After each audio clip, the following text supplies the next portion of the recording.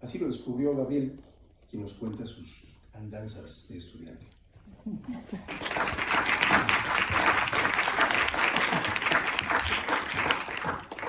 De travieso, ¿verdad?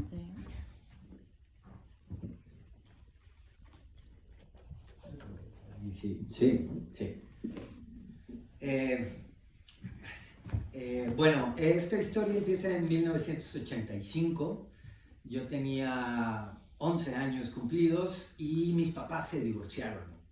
En los años 80, que tus papás se divorciaron cuando ibas en la primaria, podría haber sido algo catastrófico o traumático. Nosotros vivíamos muy cerca del centro de Tlalpan y mi papá se fue a vivir a Ciudad Satélite, puso tierra de por medio. Y yo iba en quinto de primaria y decidí que era un buen momento para descubrir el mundo. Entonces cuando mi mamá me dejaba en la esquina de la primaria y luego se iba a dejar a mis hermanos a la secundaria, lo que yo hacía era bajarme a Calzada de Tlalpan.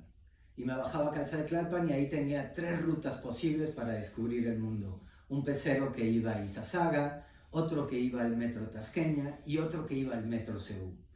Entonces a veces me subía al que iba a Izazaga y recorría todo Calzada de Tlalpan. Iba viendo y decía, esto se pone más feo que el sur. Y llegaba a Izazaga, caminaba un par de cuadras y decía, ok, pues de regreso. A veces me iba al metro Ceú y me iba hasta Indios Verdes. Y me salía en Indios Verdes y decía, acá está el Robachico. Me volvía a meter al metro y me regresaba, ¿no? Y a veces me iba a Tasqueña y me iba hasta el Toreo y decía, esto lo conozco porque mi papá vive más lejos de aquí. Y luego me regresaba. Cuando no tenía muchas ganas me iba a Perisur, excepto los lunes, porque en esa época, en los años 80, Perisur cerraba todo excepto el Sanborns. Entonces, si algún lunes se me ocurría irme a Perisur, pues solo podía ir al Sanborns, a las revistas y comprarme un chocolate y regresarme. En mi casa nadie sabía, mis 2 hermanos iban en secundaria y mi hermano el mayor ya estaba en el CCH Sur. Y mi mamá trabajaba en Naucalpan. Entonces nadie tenía la menor idea de que yo era bastante vago. Pero mi mamá es maestra, entonces mi mamá siempre, cada cierto tiempo, nos hacía exámenes a sus hijos. Nos ponía lecturas y cosas y pues yo iba ahí, pues los campechaneaba.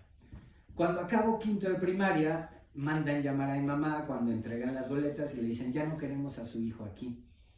Y mi mamá dice, ¿por qué? Dice, pues porque casi nunca viene. Su hijo no aparece, o sea, los lunes sí viene a cantar el himno y poco más. Y entonces ya no lo queremos aquí.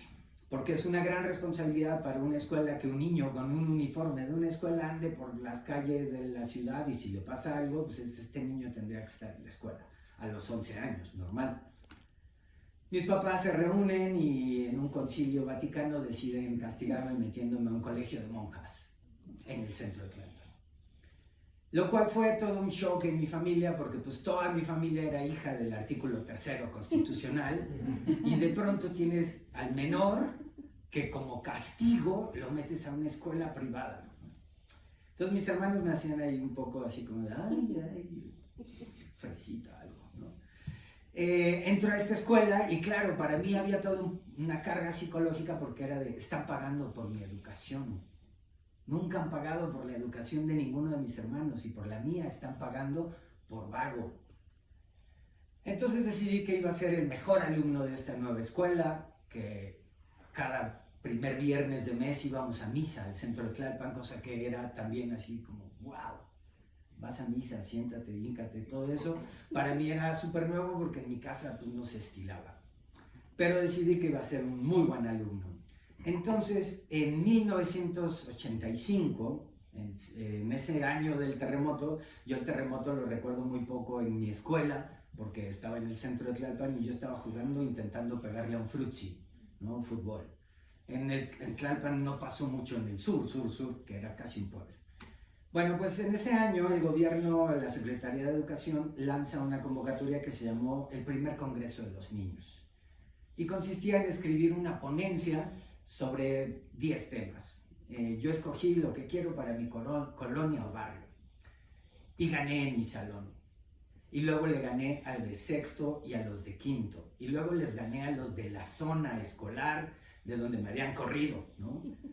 Entonces mi mamá decía, Y el congreso se iba a llevar a cabo en abril, justo en la época del Día del Niño, en el Museo del Templo Mayor. Digo, perdón, el Museo Nacional de Antropología. Y entonces, 3 días de ese abril, yo me fui al Museo Nacional de Antropología, y ahí, en unas mesas, gané, y luego les gané a otros, y entonces terminé hablando frente al presidente, Miguel de la Madrid, y a González Avelar. Mi mamá en primera fila lloraba, y era así como la mujer más feliz del mundo, y entonces ahí yo aprendí que de la vagancia a la excelencia hay unos pocos pasos. Muchísimas gracias.